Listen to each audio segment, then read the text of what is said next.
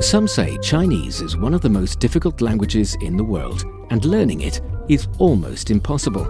So learning Chinese, the most difficult thing. 非常非常非常非常非常难. So I'm sort of tone deaf. I can't really hear them. I think the cultural mindset is the biggest complication for The grammar. 知吃思诗都还难 It's just complicated so much.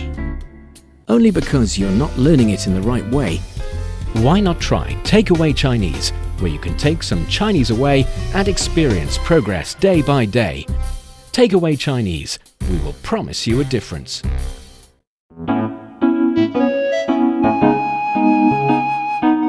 你好，欢迎收听随行汉语 Welcome to Takeaway Chinese. I'm New Honglin. Join me today, the artsy and athletic Tony Reed. Hi, Tony. Hey, Honglin. It's always a pleasure to be on Takeaway Chinese. Great to have you on Takeaway Chinese. I'm curious, how did you get your name? How did your parents figure that Tony is a good name, pairing Reed? Is there any reason behind it? Well, it's quite simple. My dad's name, my biological father's name is Tony Reed. So I'm named after him. And then my middle name is Jamal. Jamal. Tony Jamal Reed. Yep. Yeah. I don't know why. I like Tony Reed better. Tony Reed better. Yeah. Well, it's easy. It's the syllables are really small and it's easy to remember. Sometimes I think our colleagues here in CRI, they have fake names, including you. You guys have fake names. There's no way that you work in the radio business and your name is Bob Jones, Tony Reed, Ryan Price. I mean, seriously, what are the odds of, all of you people having these names. Simple names, right? Simple names. Really good for, Well, for, I guess in my business. case, it's pretty genuine. I mean, my name is actually Tony Reed. Jamal is, I guess it's a name that my family members call me, so it's a bit intimate. So I kind of omit that sometimes. But depending on where you're from, like in the Middle East and in other places, Jamal is a very common name. So for some people, yeah, it's really easy to remember. It is very interesting to know the background story, the behind the scene little anecdote about naming. And it is the same case for some big name companies. If you want to know the background story of that, you might stick with Takeaway Chinese this episode. And also, if you're interested in Chinese culture and you want to get a grips with the Chinese language, then this is the show for you. Stick with us for 30 minutes a day and you soon see the rewards. And for more fun Chinese learning, follow our Facebook page, CRI Learn Chinese, to watch many fun videos and live streams. But now, let's provide you with some free Chinese for takeaway. 百度、阿里巴巴、腾讯、华为这些大公司都是怎么起名字的啊？我也很想知道。那我们来一起了解一下这些公司名称背后的故事吧。So here, this is like a general conversation about where a lot of these companies get their names from. Yeah, I feel like it's a lead to a whole big scene in a TV series when they started to dig into the information and everything. Yeah, other than that, it just seems like you're trying to get some information out of someone and see how much they actually know about certain companies. Because, I mean, if you asked me this question, I would be like a deer in the headlights. I'd be like, huh? What? Or maybe this is just a conversation that I came up with so that we can talk about this and can learn some fun Chinese. Yeah, which brings me to another question. How did you get Takeaway Chinese? What made you, name the show that? Oh yeah, that part we're going to discuss in the second half of the show. Gotcha. So, 百度、阿里巴巴、腾讯、华为. So this is Baidu, Alibaba, Tencent, and Huawei. I recognize, three of them because it's the same name in English. But then there's Tengshun. Tengshun.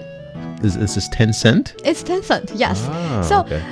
For some Chinese companies, they tend to give their company an English name by simply using the pinyin of their Chinese name, like Baidu and also like Huawei. And Alibaba is a little bit different because Alibaba originally is an English name, but it's also a very popular story, and a lot of Chinese people know that story already. Is that really an English name? I think maybe it's Arabic name. or Arabic something. name, yeah, Arabic name. But I mean, the concept is not generated in China, and that is why it is okay when you pick Alibaba. You kind of already picked all the names in all different languages already. Okay. So that's that case. And Tencent is Tengxun. So Tengxun is the Chinese name. They got their Chinese name first, and they come up with an English name that sounds like an English word, which is not.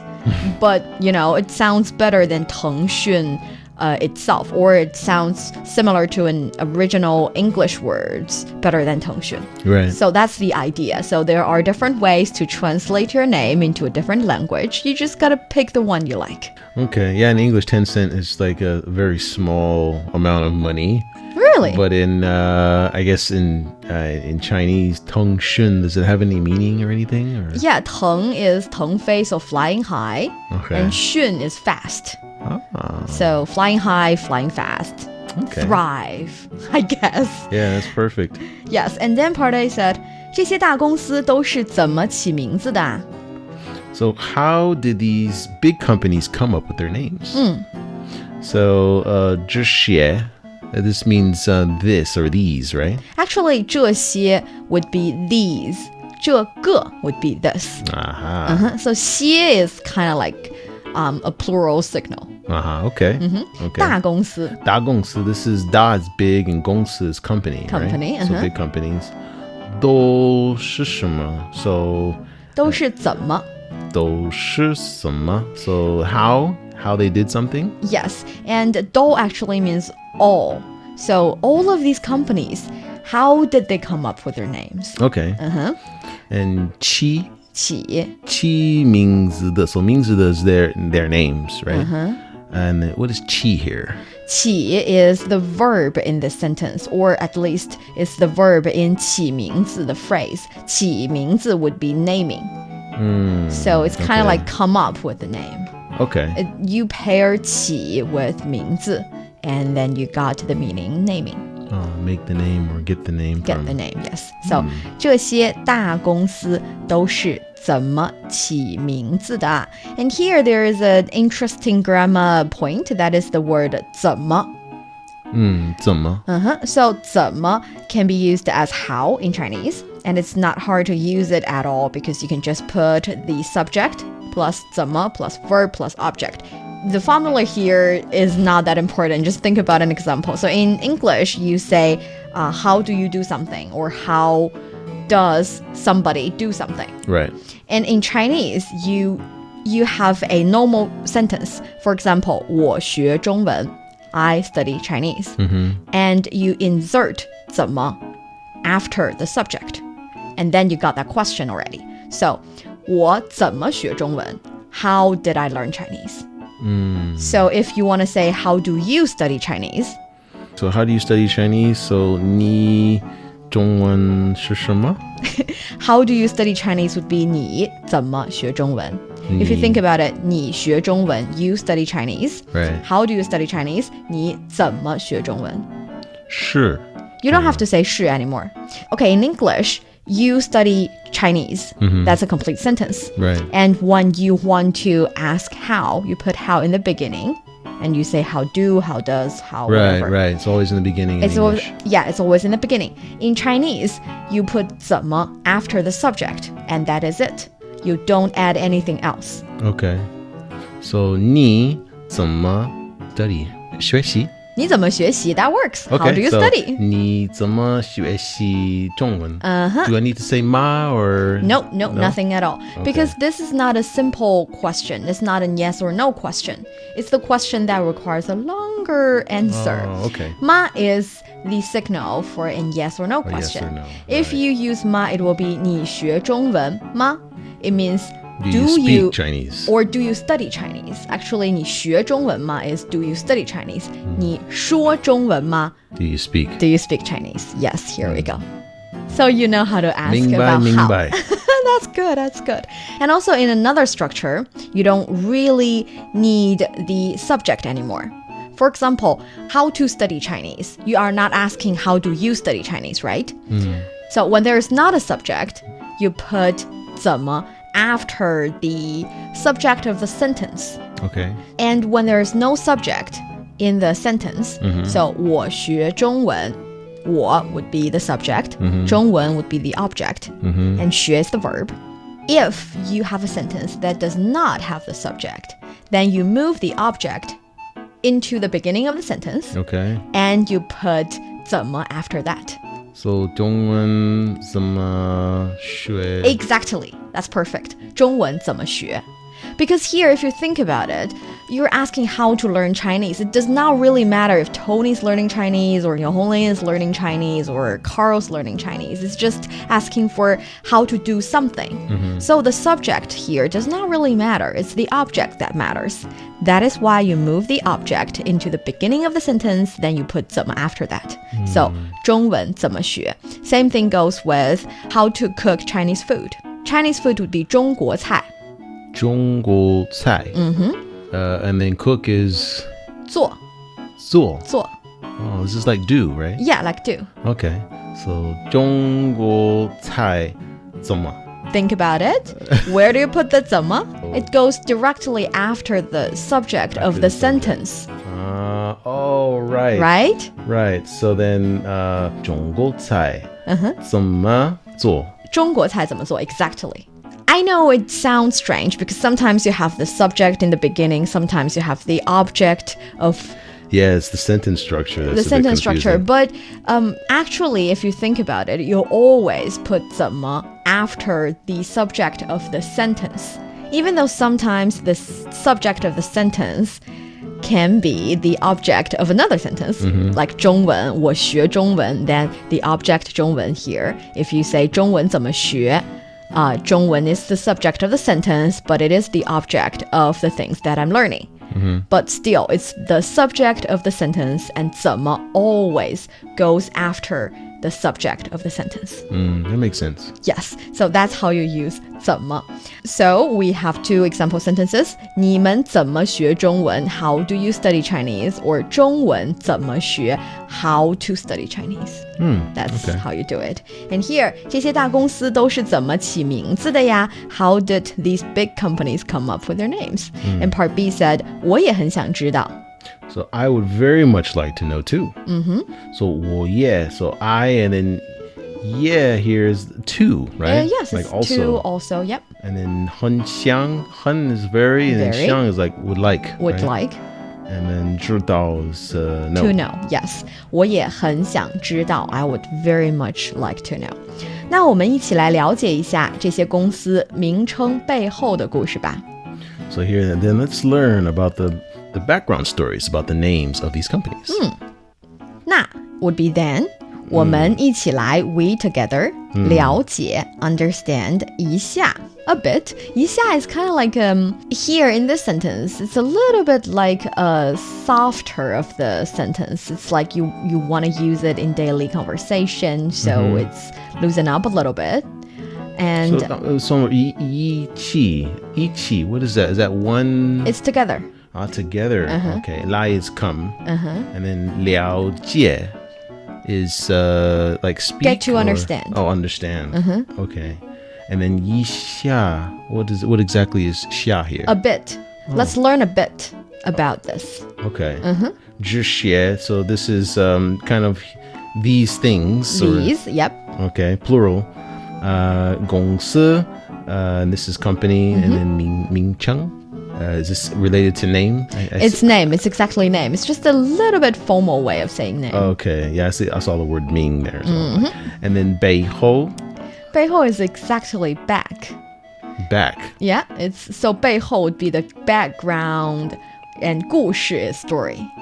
So 背后的故事 would be background story. Got it. So 那我们一起来了解一下这些公司名称背后的故事吧。Wow, you're so fast. You're listening to Takeaway Chinese with myself, Niu Honglin, and Tony. We would love to hear from you. Send us your thoughts via email to learnchinese@cri.com.cn. Coming up next, let's talk about some stories and anecdotes about the naming of these big name companies. Don't go away, so you will take some Chinese away. Welcome back to Takeaway Chinese. I'm Niu Honglin, joined by Tony Reed. Tony has just told us about the story of his naming, the background story of the name Tony Reid. Are you familiar of any of the Chinese companies and the background story of their naming? Well, I'm familiar with a few companies. I've been living here for a few years, but the background, like the naming behind it, I'm not really aware. For example, I don't know. I mean, I live across the street from Walmart. I'm wondering where that comes from. I mean, I don't know if it's inspired by Walmart, but it's a really big department store. So. But I mean, yeah, you have huge, companies like Baidu, and then of course Alibaba. Actually, Ma Yun, Jack Ma, he said he come up with this name when he was in a restaurant in the United States, and he all of a sudden think, I want to know if people all around the world are familiar with Alibaba, this concept, this story. So he asked the waitress in the restaurant. She knew, and she even said, open sesame. And then also Jack Ma went back home, asked his grandma, and asked a lot of people in the old neighborhood, and he made sure that everybody knows about Alibaba, and then he named his company Alibaba. I see. Wow, that's pretty clever. Yeah, I like that story because it tells you that whatever success comes because of a reason. He's so carefully doing everything. This naming thing, of course it's important, but he did his research and he picked a name that people are familiar with, and that's smart. I think so, especially for brand names. You have to have some type of a name that has a ring to it that people can easily remember, and if they already know what it means, then that's even better. Yeah, and also I really like the background story of the naming of Baidu. Okay. That might be because it carries certain kind of romance in a Chinese literary kind of sense. Romance. Baidu and romance, that just sounds so strange. It does not work for you, but actually this name comes from a Chinese poem. It says 众里寻他千百度，蓦然回首，那人却在灯火阑珊处. It's an ancient poem. It generally means I haven't been searched for her for hundreds and thousands of times in the crowd, and all of a sudden I turned back and I saw her just there, standing there by the dim lights. So it's kind of like, yeah, it's very beautiful, and it's an ancient time, and so you can think that you don't have a cell phone. If you lost someone, you just really lose them. Yeah, you could just find her on some app. It's a lot easier. Yeah, it's not a lot easier nowadays. Isn't that the perfect name for a search engine? I mean, you got your answer on the search engine Baidu. Oh, okay. That's now the funny that part. draws the Yeah, picture. see, that worked. And we've already mentioned in the conversation in the first part of this episode that Teng Xun, actually Teng, that character, it means fly, of course, but it's also the same name with, but it's also the character that Ma Huateng used in his name. So it's kind of like, saying this is my company. It has my name in it. Oh, yeah. And Xun is fast. This is kind of like a good wish to the company. I hope my company can fly and can fly fast. And that's Tencent. And what about Huawei? What's the story behind that? Actually, we explained Huawei's naming in one of our previous live streams on Facebook. So if you guys are interested in that, you can go search for CRI Learn Chinese Facebook page to watch a lot of playbacks of the live streams and videos. But in case you missed that one, Huawei is actually when Ren Zhengfei, the creator and founder of Huawei, started the company. He was rushed to get a name because you need to get that registered and everything. And he saw this calligraphy work on the wall saying 中华有为, so basically means Chinese, you should do good, you should do more. Doesn't Hua mean flower? Hua is flower. Hua, second tone. Hua is China, Chinese, the general term Chinese. It's about Hua, so 中华, so Chinese, and Wei is do something good to the society, do something good to the world, things like that. And another very interesting thing is when previously there were rumors that Huawei would publish their own operating system.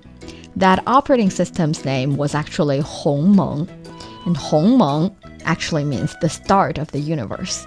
That is an ambitious name. So I think when they were developing that system, they were trying to, start a new world, start something brand new, clean slate. And I think it's funny to realize that sometimes these companies choose a very tiny object or tiny thing in the world as their name to show their dedication to small and every details and to the customers. And sometimes they choose like the biggest concept that you can ever pick to show that they have ambition, and if you go with them, if you trust them, they can deliver. That's right. Impossible is nothing. Impossible is nothing. Yeah, that. And when I talk about the smallest thing in the world, I'm actually thinking about Xiaomi. Xiaomi. Because Xiao is small, right? Small. Mi is actually millet. Millet or rice. Right. So Xiaomi would be millet and Dami would be rice. And this actually, if you take a look at the logo of Xiaomi, the little millet, and you take it upside down, it looks like the Chinese character heart without one dot. So heart without one dot. It means that if you choose our service, we will have you release your mind for one little thing. It's kind of like you don't have to worry about this part. In the Chinese sense. So 省心 is a Chinese sense. 省一点心 in Chinese would mean you can trust us for this matter. You don't have to worry about it. We got you covered, huh? We got you covered. Yeah, and that's Xiaomi. I think all these naming is really fun, and that is why I hope we can talk about them. And the naming of a lot of overseas international companies can be also very fun. Like Google actually originally was spelled Googol. It means number 1 followed by 100 zeros. So they're aiming big. And then they realized they cannot register that, and they mistype and realized the Google actually works as a domain name. And that's how they got it. And Amazon. That was the only one available, huh? Yeah, and Amazon also very ambitious because they want to be the Amazon in the industry. The biggest river in the world. Right? But Microsoft. One of the biggest. I think the Nile is the longest, but the Amazon is the biggest. Is the biggest. Yeah. So these naming is just some trivial anecdotes that is fun to know about. Yeah, I think so. I mean, it definitely has. Again, if people can recognize it, and of course, like a name like Amazon, most people are familiar with that river, so it's pretty self-explanatory from there. Yeah. As for takeaway Chinese, we actually thought about different names, and we realized that takeaway Chinese or Chinese takeaways are like something you associate. Sounds like a dish joy that you're taking home. With. Exactly. It's like a dish you're taking home that you're enjoying. It's not so heavy. It's something light. You get home, it's healthy, and it's delicious. Just like our show, you take some Chinese away, free of charge, have your fun, and learn some Chinese. I had a different view of the naming. I felt like because takeaway is kind of like the meaning or something to register when you're learning something new. So the takeaway of this point is, such and so forth. So takeaway Chinese is like, I can explain a bunch of things to you, but the takeaway is, the most important point is this. That is another layer of the naming. That is great. Another layer. And actually, that brings us to the end of today's Takeaway Chinese.